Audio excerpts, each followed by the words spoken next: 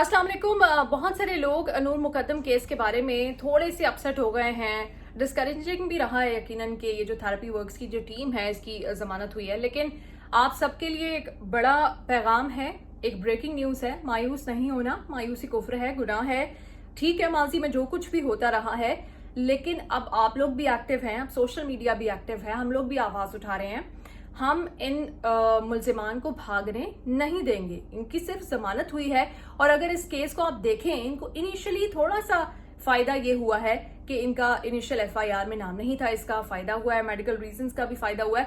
लेकिन एक चीज एस्टैब्लिश हो गई है कि ये जो थेरेपी वर्क्स की जितनी भी टीम है, अगर इन्होंने अमजद के ऊपर जो अटैक हुआ उसको इन्होंने कहा कि एक्सीडेंट है, तो ये कौन उनको हिदायत दे रहा था? यकीनन उनका सीईओ उनको कह रहा था कि भाई इसको कत्ल नहीं कहना वरना जो है वो पुलिस केस बन जाएगा।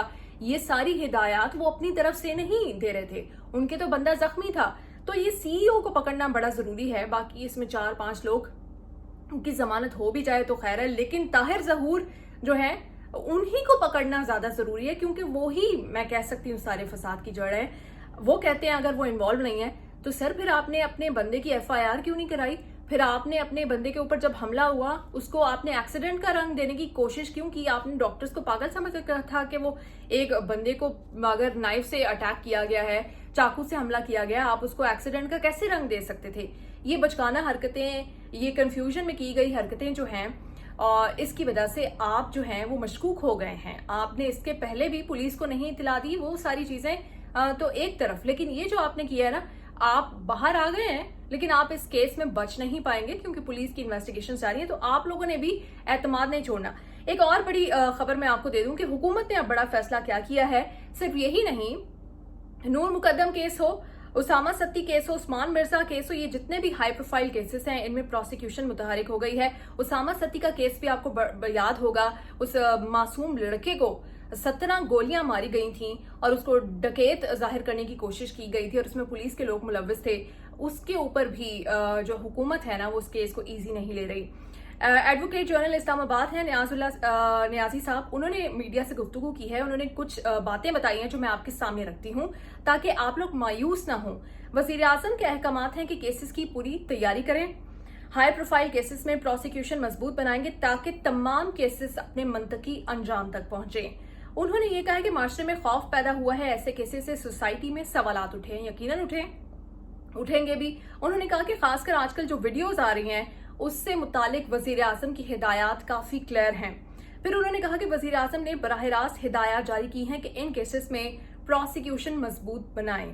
वजीर आजम का कहना है कि अगर इन केसेस में सजा ना हुई तो मायूसी फैलेगी, वो यकीनन फैलेगी, क्योंकि इनके ऊपर सिर्फ पाकिस्तान में रहने वाले पाकिस्तानियों की नहीं, दुनिया भर में जहां जहां पाकिस्तानी हैं और जो इंसानी हुकूक की तंजीमें हैं उनकी भी नजर है। और नूर मुकद्दम, उस्मान मिर्जा केसेस से मुतालिक भी मजबूत केसेस हैं, हमारी तरफ से देर नहीं होगी। ये कौन कह रहा है? एडवोकेट जनरल इस्लामाबाद कह रहे हैं। फिर वो ये कहते हैं कि उसामा सत्ती केस में दहशतगर्दी की दफा ट्रायल कोर्ट ने निकाल दी थी, बड़ी चालाकी करने की कोशिश की गई थी, लेकिन वो ये कहते हैं कि इस केस में मैं खुद पेश हुआ और दहशतगर्दी की दफात बहाल करवाई हैं। इस केस में वाज़ेह तौर पर जुडिशल कमीशन बनाया गया था, उसने भी कहा कि बच्चा निहत्था था, 17 गोलियां मारी गई थी और डकैती से जोड़ा गया था, वो भी झूठ निकला है।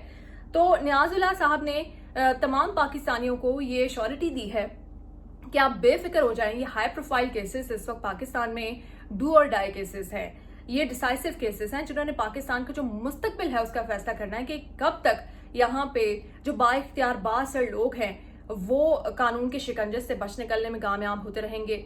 लेकिन इस बार ऐसा नहीं होगा। उसकी 2 रीजंस हैं। हुकूमत का रिजॉल्व भी मजबूत दिखाई दे रहा है, पाकिस्तानियों का रिजॉल्व भी मजबूत दिखाई दे रहा है। सिर्फ एक चीज आप लोगों ने नहीं करनी, आप लोगों ने मायूस नहीं होना, सिस्टम को नहीं कोसना।